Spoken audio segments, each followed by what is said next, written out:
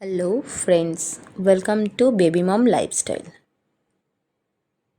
আজকে তোমাদের সাথে শেয়ার করব আমি সোয়াবিনের একটা ইউনিক রেসিপি। চলো দেখে নেওয়া যাক কী কী করতে হবে। প্রথমে আমি একটা কড়াইতে জল নিয়ে নিয়েছি। জল নিয়ে আমি এখানে কিছুটা পরিমাণ সোয়াবিন দিয়ে দিচ্ছি। এখানে আমি ইমামি হেলদি সোয়াবিনটাই ইউজ করেছি। এবার এই সোয়াবিনগুলোকে আমি 2 থেকে 3 মিনিট মতো সিদ্ধ হওয়ার জন্য দেব।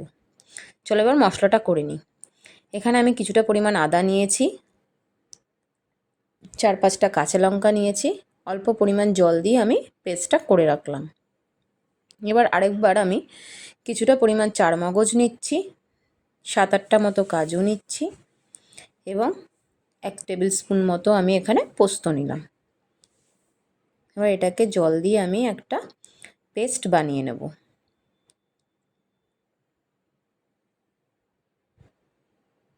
দেখতেই পাচ্ছ আমাদের পেস্ট তৈরি হয়ে গেছে। এবার এই সোয়াবিনগুলো সিদ্ধ হওয়ার পর এগুলোকে আমি একটু ঠান্ডা জলে ভালো করে ধুয়ে চিপে অন্য একটা পাত্রে রেখে নেব। ভালো করে চিপে নেব যাতে জল না থাকে।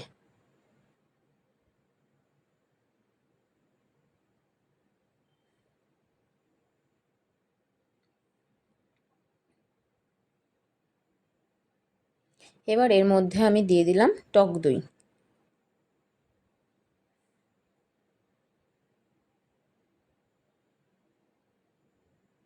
পর এর মধ্যে দিচ্ছি আমি নুন,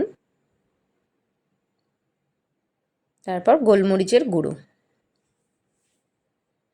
সামান্য পরিমাণে কাশ্মীরি লঙ্কার গুঁড়ো। এরপর এর মধ্যে আমি দিচ্ছি অ্যারারুট। তোমরা চাইলে এর মধ্যে অ্যারারুট না দিয়ে ময়দাও দিতে পারো। এবার এই মিশ্রণটা দিয়ে আমি ভালোভাবে মেখে নেব সোয়াবিনগুলোকে।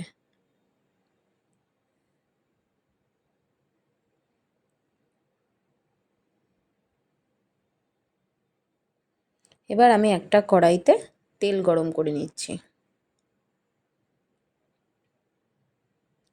তেল গরম হয়ে গেলে আমি এই সোয়াবিনের টুকরোগুলোকে একটা একটা করে ভেজে নেব। খেয়াল রাখতে হবে যেন সোয়াবিনের টুকরোগুলো একটার সাথে একটা গায়ে না লেগে যায়।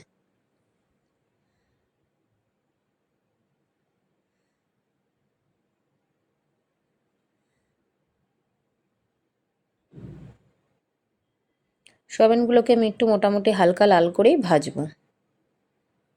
এরকম উল্টে পাল্টে দিয়ে ভেজে নেবে।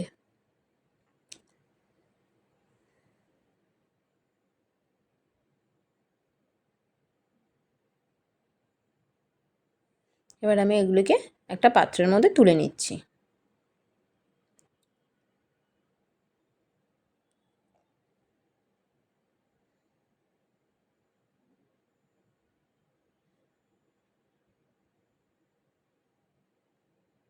দেখতেই পাচ্ছ সোয়াবিনগুলো কিন্তু ছাড়া ছাড়া রয়েছে।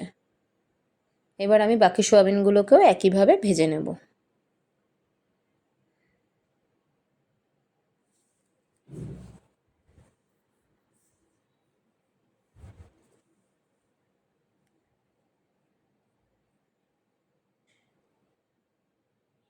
সেমভাবে আমি সোয়াবিনগুলোকে ভেজে তুলে নিলাম।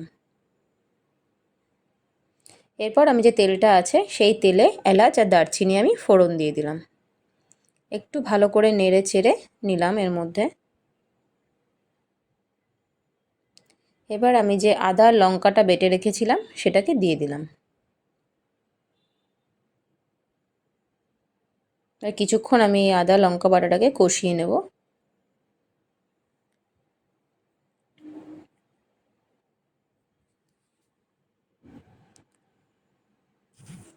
এরপর আমি এর মধ্যে অ্যাড করছি কাশ্মীরি লঙ্কার গুঁড়ো, রঙটা যাতে ভালো আসে। এর মধ্যে দিলাম আমি অল্প পরিমাণে জিরার গুঁড়ো। এবার ভালো করে নাড়িয়ে নিচ্ছি।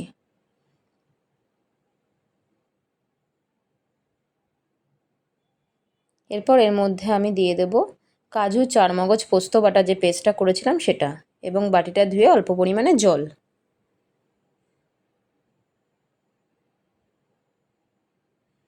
এবার ভালো করে আমি নেড়ে নেব। এই রান্নাটাতে আমি কোনো হলুদের ব্যবহার করব না।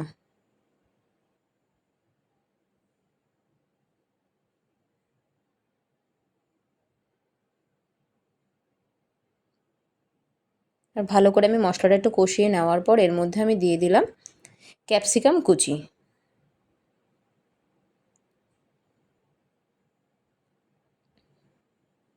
ক্যাপসিকাম কুচি দিয়ে আমি এটাকে আবার মশলাটাকে ভালো করে কষিয়ে নেব।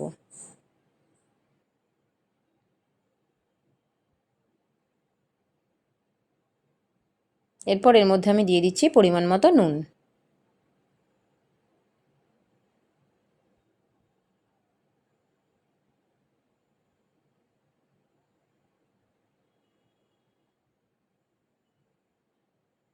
এরপর এর মধ্যে আমি দিলাম 1 টেবিল স্পুন মতো চিনি। চিনিটা যেহেতু নিরামিষ রান্না সেহেতু আমি এখানে চিনিটা দিলাম, সুন্দর একটা টেস্ট হবে। এরপর আমি ওই ভেজে রাখা সোয়াবিনগুলো দিয়ে দিলাম।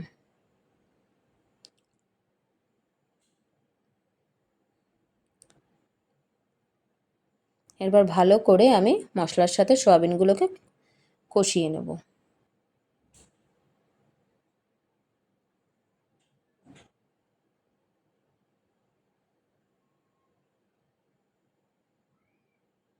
এই রান্নাটা আমি খুব বেশি জল দেব না, অল্প পরিমাণে জল দিয়ে দিলাম।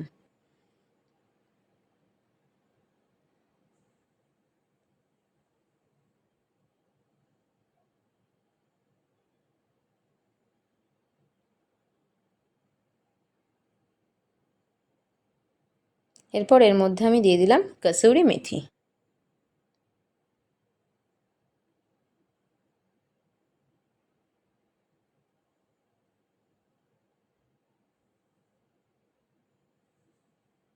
আর দিয়ে দিলাম গরম মশলা গুঁড়ো।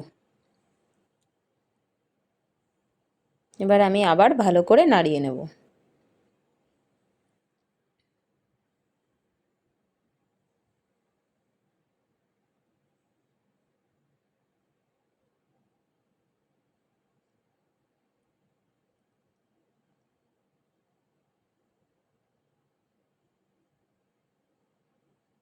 এভাবেই তৈরি হয়ে গেল আমাদের প্রোটিনে ভরপুর সোয়াবিনের একটা ইউনিক নিরামিষ রেসিপি।